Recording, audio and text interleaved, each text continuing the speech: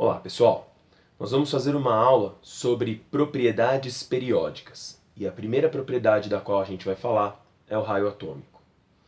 O raio atômico é a distância entre o núcleo do átomo e a última camada dele, ou seja, entre o núcleo e a camada de valência. Eu quero que você lembre para essa aula que o núcleo é positivo e os elétrons são negativos.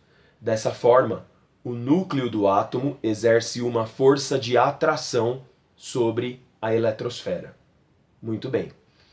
A gente também precisa lembrar que, na tabela periódica, as linhas são chamadas de períodos. E elementos que estão na mesma linha, ou seja, elementos que estão no mesmo período, apresentam a mesma quantidade de camadas. Elementos do primeiro período apresentam uma camada. Elementos do segundo período, duas camadas. Elementos do terceiro período, três camadas. E assim por diante. Dessa maneira, quanto mais para baixo um elemento estiver, mais camadas ele apresenta. E, portanto, maior a distância entre o núcleo e a camada de valência. Basta pensar, o átomo de hidrogênio apresenta uma camada. O átomo de frâncio, que está no sétimo período, apresenta 7 camadas. Dessa forma, o raio, ou seja, a distância entre o núcleo e a camada de valência, vai ser tanto maior quanto mais para baixo esse elemento estiver. Agora, se os elementos estiverem no mesmo período, basta a gente pensar na força de atração entre o núcleo e a eletrosfera. O lítio, cuja distribuição eletrônica está aqui, apresenta 3 prótons e 2 camadas na eletrosfera. Já o berílio apresenta 4 prótons e 2 camadas na eletrosfera. Ora, são elementos de mesmo período. Do segundo período, eles apresentam a mesma quantidade de camadas. No caso, 2. Pois bem, o lítio apresenta menos prótons.